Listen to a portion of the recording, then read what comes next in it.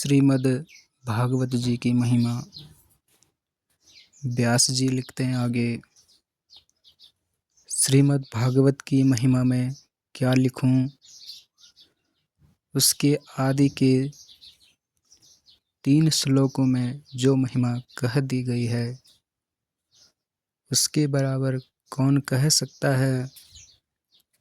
उन तीनों श्लोकों को कितनी ही बार पढ़ चुकने पर भी जब उनका स्मरण होता है,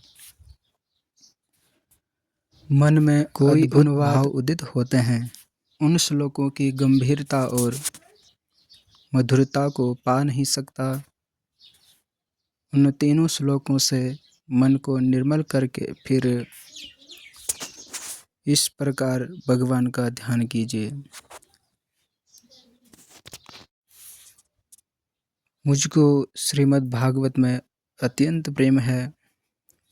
मेरा विश्वास और अनुभव है कि इसके पढ़ने और सुनने से मनुष्य को ईश्वर का सच्चा ज्ञान प्राप्त होता है और उनके चरण कमलों में अचल भक्ति होती है।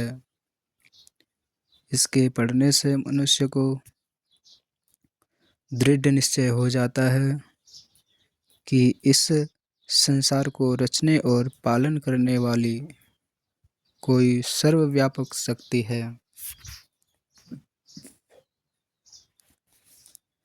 एक अनंत त्रिकाल सच चेतन शक्ति दिखात, सृजत पालत हरत जग महिमा बरनी न जात।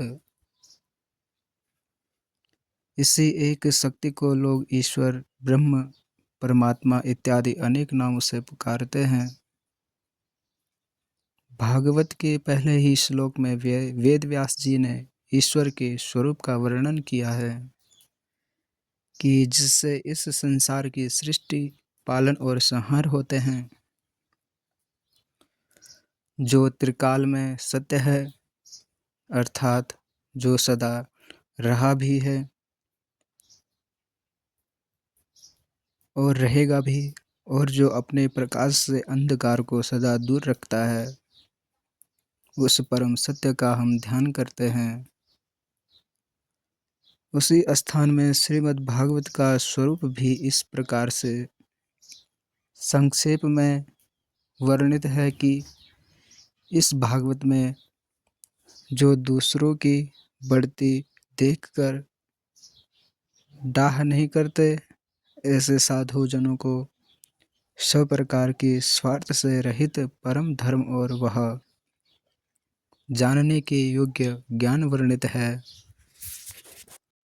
जो वास्तव में सब कल्याण का देने वाला और आधि भौतिक, आधि दैविक और आध्यात्मिक इन तीनों प्रकार के तापों को मिटाने वाला है। और ग्रंथों से क्या, जिन सुकृतियों ने पुण्य के कर्म कर रखे हैं और जो श्रद्धा से भागवत को पढ़ते या सुनते हैं, वे इसका सेवन करने के समय से ही अपनी भक्ति से ईश्वर को अपने हृदय में अविचल रूप से स्थापित कर लेते हैं। ईश्वर का ज्ञान और उनमें भक्ति का परम साधन, ये 2 पदार्थ जब किसी प्राणी को प्राप्त हो गए तो कौन सा पदार्थ रह गया जिसके लिए मनुष्य कामना करे। और ये दोनों पदार्थ श्रीमद् भागवत से पूरी मात्रा में प्राप्त होते हैं। इसलिए यह पवित्र ग्रंथ मनुष्य मात्र का उपकारी है। जब तक मनुष्य भागवत को पढ़े नहीं और उसकी इसमें श्रद्धा न हो, तब तक वह समझ नहीं सकता कि ज्ञान, भक्ति, वैराग्य का यह कितना विशाल समुद्र है। भागवत के पढ़ने से उसको यह विमल ज्ञान हो जाता है कि एक ही परमात्मा प्राणी में बैठा हुआ है। और जब उसको यह ज्ञान हो जाता है, तब वह अधर्म करने का मन नहीं करता, क्योंकि दूसरों को चोट पहुंचाना अपने को चोट पहुंचाने के समान हो जाता है। इसका ज्ञान होने से मनुष्य सत्य धर्म में स्थिर हो जाता है।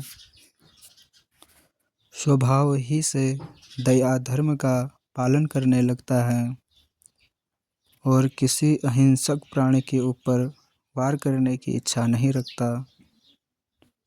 मनुष्य में परस्पर प्रेम और प्राणी मात्र के प्रति दया का भाव स्थापित करने के लिए इससे बढ़कर कोई साधन नहीं। वर्तमान समय में जब संसार के बहुत अधिक भागों में भयंकर युद्ध छिड़ा हुआ है, मनुष्य मात्र को इस पवित्र धर्म का उपदेश अत्यंत कल्याणकारी होगा। जो भगवत भक्त हैं और श्रीमद् भागवत के महत्व को जानते हैं, उनका यह कर्तव्य है कि मनुष्य के लोक और परलोक दोनों के बनाने वाले इस पवित्र ग्रंथ का सब देशों की भाषाओं में अनुवाद कर इसका प्रचार करें।